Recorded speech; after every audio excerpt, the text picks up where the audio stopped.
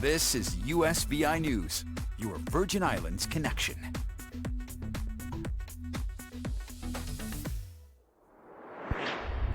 Hello, everyone, and thanks so much for joining us here today for this edition of USVI News. I'm Brissa Bradfield. Emily Matson has the day off. Well, our top story check today takes us to the latest on the war in Ukraine.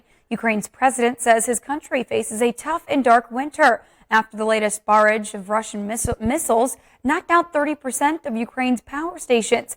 Meanwhile, the U.S. and its allies are raising concerns over reports of a possible new arms deal between Tehran and Moscow. Ian Lee reports. Ukraine's President Volodymyr Zelensky says recent Russian airstrikes destroyed about a third of his country's power facilities, cutting access to electricity and water for many. Residents of a damaged building in the Kharkiv region are hunkering down as temperatures drop. This man says they have no electricity, no water, no gas. They are cold. We have, and of this I'm absolutely convinced, a high risk of mortality during the winter months with families and communities who have been left with absolutely nothing. United Nations humanitarian workers warned they may not be able to meet all of the needs of Ukrainians who may need assistance. The White House said it will continue its support for the Ukrainian people, and it slammed reports that Iran may be planning to provide Russia with surface-to-air missiles and more so-called kamikaze drones, which Ukraine says were used in multiple deadly attacks Monday. We will continue to vigorously enforce all U.S. sanctions on both the Russian and Iranian arms trade, make it harder for Iran to sell these weapons to Russia. So far, Iran has denied supplying Russia with drones, and Moscow has denied using them in Ukraine. The White House says Tehran is lying. The U.S., the United Kingdom, and France are expected to raise concerns to the UN Security Council.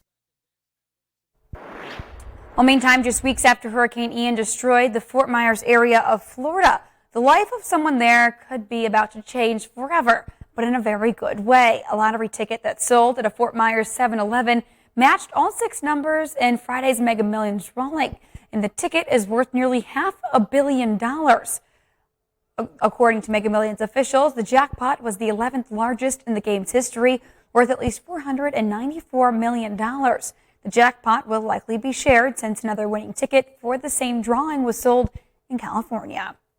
And for survivors, the damage from Hurricane Ian or any other major disaster isn't limited to property destruction. The anguish of losing everything can take a devastating toll on your mental health. And as people tend to take to the immediate needs like food, shelter, and clothing, mental health issues often take a backseat. Christian Bienvenides reports. 30 years of my life gone. For storm survivors who've lost everything, there is somehow still more to lose. Every time I hear the wind blow and a piece of aluminum shift, and it's kind of like PTSD. For others, grief seems to weigh more than physical debris. It's like a death of a loved one. You know, it's just like the pain just comes and goes. Research from the World Health Organization suggests between 1/3 and a half of those directly exposed to natural disasters will develop mental distress. And a 2020 study from the University of Delaware found the suicide rate following hurricanes jumped 26% in the year following the storm. Mental health normally has such a stigma. Beth Hatch is CEO of National Alliance on Mental Health in Collier County and says Ian's devastation did not discriminate. Many are in desperate need to rebuild their lives back. And we need to be there for them because these are such triggers. The state of Florida is setting up support centers, and the federal government has a 24-hour helpline to connect people with crisis counselors. People don't really know where to begin. We need that hand-holding, to help get people through that process. Some coping strategies include follow a normal daily routine as much as possible, rest, exercise, and eat properly, spend time with loved ones, and talk about getting help. Experts also recommend doing something positive. It's the friends call. It's amazing. The outpouring of help is just amazing. Little steps on the road to recovery. Christian Benavides, CBS News, Fort Lauderdale, Florida. And according to the 2022 State of the Mental Health Report in America, Florida ranked 49th in access to care. Well, meantime, if you want to keep your ticker in tip-top shape, make sure you get enough sleep.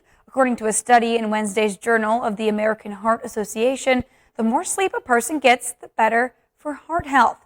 The findings are based on sleep data from 2,000 participants who were middle-aged or older. Researchers say people who sleep less than 7 hours a night have an increased risk of heart disease. Risk issues including type 2 diabetes, obesity, and high blood pressure. The Centers for Disease Control and Prevention recommends adults get at least 7 hours of shut-eye a day. Earlier this year, the American Heart Association added sleep duration to its heart checklist known as Life's Essential 8. Well, meantime, Netflix apparently has a plan in place to crack down on password sharing. Starting next year, the streaming giant shared more details of its plan during Tuesday's earnings report. The company says the two features it started testing earlier this year to combat shared accounts will be broadly implemented in 2023. The profile transfer feature allows users to transfer their current profiles to a new paid account. For those who want to continue to share their account with family and friends, the extra member option allows users to create sub-accounts under their main account for an additional fee. No word yet on what that fee would be, but during the testing, it cost around $3 in Costa Rica.